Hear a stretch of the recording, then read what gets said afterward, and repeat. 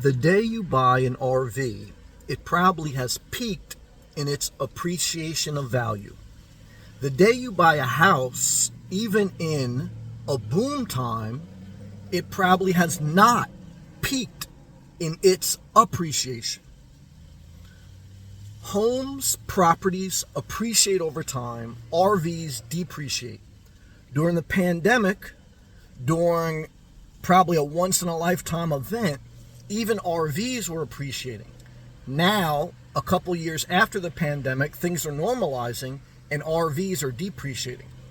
I know from my experience, because I've bought 2 homes, 2 properties, and I've bought an RV.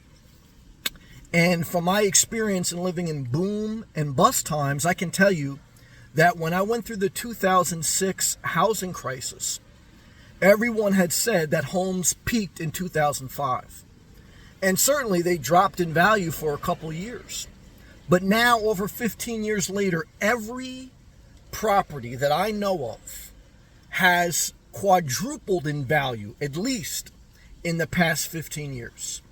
And I don't know any RV that has appreciated in the last 15 years. No way. They've all depreciated. I bought a Homebase last year in 2022. Some said the peak.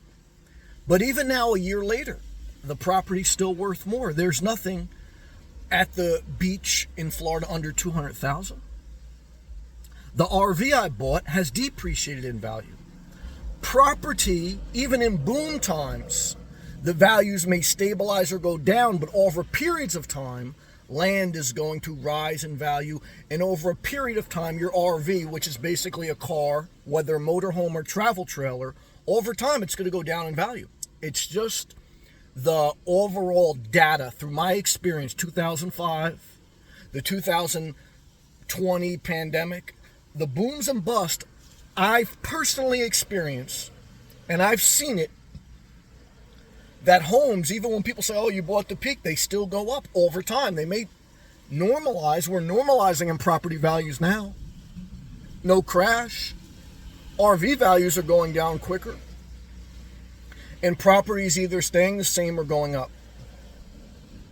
And there'll be some dips, but over a period of time, no guarantees in life. But I could say overall, if you buy a piece of property today, in 15 years, it's going to appreciate more than if you bought an RV today. And when you buy an RV, you have to remember that you need somewhere to park it.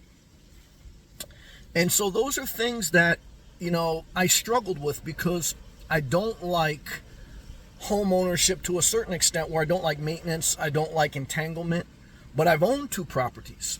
And I do like that stability and having my money, something that goes up, having a place to go. And I've learned through 2 properties, buy below your means and buy something that you can take care of, manage without it being too big. And when you're not in that position, just rent or Nomad. I've done both through my experience. But I want to tell you now, I may adjust some things with the Homebase and RV setup. But I am still a proponent through my life experience of booms and busts, of homes and RVs, of nomad life and home life. Through my experience, you have to understand the 2 different expenses. The RV expense is going to not hold its value. It's going to go down. Your money is going to never get back. The home equity, over a period of time, you're going to get that back and then some. But the key is you have to live below your means. Only buy property when you're ready. For 5 years, I've lived out of a car with no property. For 15 years, I owned a home before that. For a couple of years now, I own this. So this car that I bought 7 years ago has gone down in value. Any RV, recreational vehicle, is going to go down in value. Any home overall is going to go up over periods of time. And, there's always going to be some exception. But this is why when I sold my home in New Jersey, I didn't buy an RV.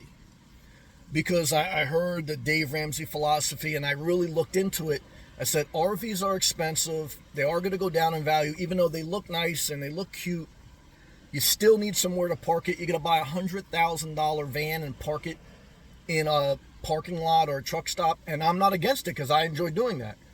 But I'm just saying, you think about that. You know, it's like, man, I'm going to spend this much money. And, so you have to think. Or just save your money. The only way you make out living on the road is if you start with the current car you have, you keep your job, you pick up another job, and that's how you get ahead. See, many people, they hit the road or the RV life, they buy something, and then they quit their job, and now they're going to live a life of just getting by. And this is my experience. Everyone should do what they want. You shouldn't always buy. You shouldn't always do anything. And I haven't always done everything. There's a time to buy. There's a time to sell. There's no perfect time. Buy below your means. Keep a job. But you got to realize house is going to go up overall, or stable at least. RV is going to go down, no matter how nice they look. And look, a home ownership's love entanglement. It's a pain in the ass.